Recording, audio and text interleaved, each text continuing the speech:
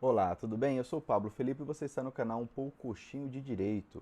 E hoje continuo a falar sobre estabelecimento do regime inicial para cumprimento da pena privativa de liberdade. Pois bem, sabemos que pela Constituição Federal, o artigo 5º, inciso 46, determina a individualização da pena.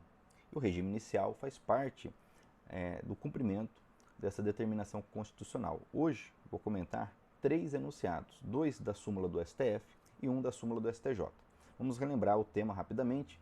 Temos aqui então que analisar o artigo 59 e o artigo 33, ambos do Código Penal. Lembrando que não estamos falando de execução da pena, matéria essa que vai tratar, por exemplo, da progressão de um regime para outro. Estamos tratando apenas do cálculo, da dosimetria da sanção penal. Pois bem, diz o artigo 59 que dentro do chamado critério trifásico estabelece a pena base, o magistrado, ele então aplicará o somatório dessa pena base, levando em consideração 8 circunstâncias, sendo elas a culpabilidade, os antecedentes, a conduta social e a personalidade do agente, bem como as causas, as consequências e as circunstâncias do crime e ainda o comportamento da vítima. Com base nesses parâmetros, então, uma das coisas que será realizada é o estabelecimento do regime inicial, conforme diz o inciso 3 do artigo 59. E o artigo 33, por sua vez, vai tratar sobre o regime de reclusão, detenção, sobre os parâmetros para a determinação de qual o regime inicial, parâmetros objetivos. Então, nos diz o caput que o regime de reclusão ele deve ser iniciado, ele pode ser iniciado no regime fechado, no regime semiaberto ou aberto. Por sua vez, a pena de detenção pode ser iniciada no regime semiaberto ou aberto, ressalvada a possibilidade, durante o cumprimento da pena, da regressão para o regime fechado. Pois bem, o parágrafo do artigo 33, parágrafo 1º, nos diz então que o regime fechado, lembrando algo que eu estava esquecendo, que no contexto das contravenções penais o que nós temos não é nem a reclusão nem a detenção, mas sim a prisão simples. Pois bem, o parágrafo 1º então nos diz que o regime fechado ele será inicial quando o indivíduo for condenado a uma pena maior do que 8 anos. Por sua vez, o indivíduo não reincidente, que for condenado a uma pena maior do que 4 anos, porém não superior a 8, iniciará no regime semiaberto. E, por fim, o regime aberto é para aqueles que são condenados a uma pena que seja inferior a 4 anos, igual ou inferior a 4 anos. Sabemos que existem alguns temperamentos jurisprudenciais na aplicação desses vetores, desses parâmetros. Um deles está no enunciado 269 do STJ, já comentado aqui no canal. Pois bem, por sua vez, o parágrafo 3º do 33 nos diz que o magistrado ele deve considerar, o julgador deve considerar justamente os vetores do artigo 59 para estabelecer o regime inicial. Pois bem, lembrando então esse assunto, vamos agora tratar dos enunciados, que são o 718, 719 do STF e também o 440 do STJ. Então, ambos enunciados do STF são de 2003, ou seja, são posteriores à atual Constituição Federal. Diz o 718 o seguinte, que a opinião do julgador sobre a gravidade em abstrato do crime não constitui motivação idônea para a imposição de regime mais severo do que o permitido segundo a pena aplicada. Então veja bem, vamos compreender aqui. O que o enunciado nos diz, e ele é complementado pelo 440 do STJ, é que a gravidade em abstrato do crime não pode ser considerada pelo julgador. Então vamos imaginar o exemplo aqui do tráfico de drogas. Então o tráfico de drogas, o artigo 33 da Lei 11.343, nos diz que a pena é de reclusão de 5 a 15 anos. Pois bem, vamos imaginar que o indivíduo ele seja condenado, ele é não reincidente e é condenado a pena de 7 anos de reclusão.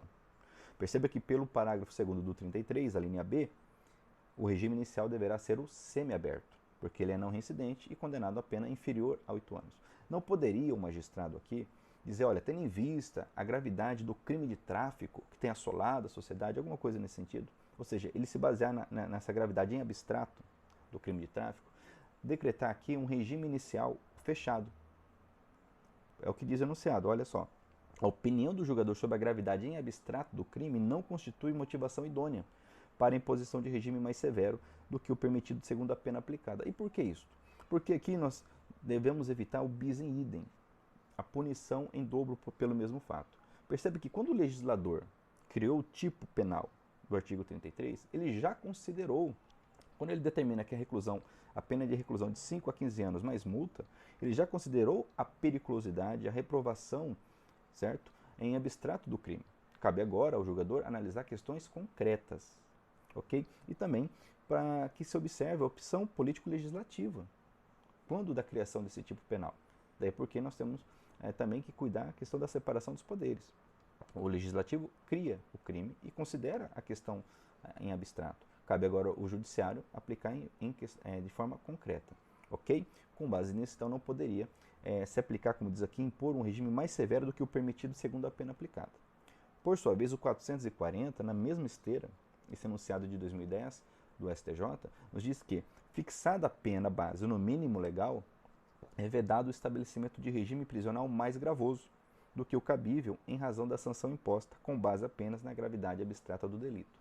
Então, ele complementa dizendo o seguinte: vamos imaginar que esse magistrado, ao julgar esse tráfico, ele estabeleceu a pena base no mínimo. Ou seja, não houve nenhuma alteração com base naqueles 8 vetores que estão no artigo 59. Então, a culpabilidade é normal, os antecedentes não prejudicam o réu, a conduta social, a personalidade, enfim.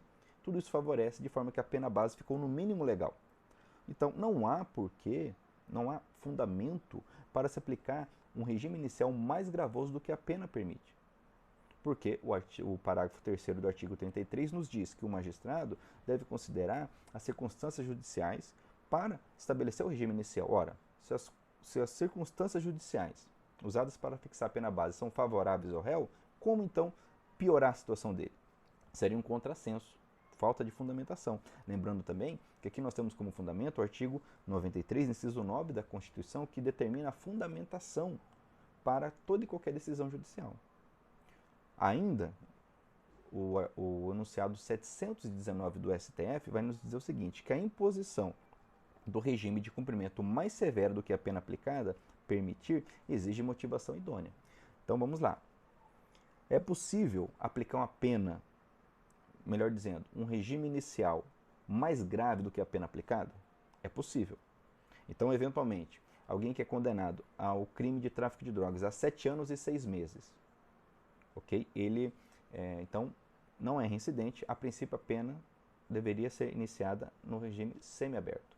Seria possível a determinação judicial que o regime inicial seja fechado? É possível.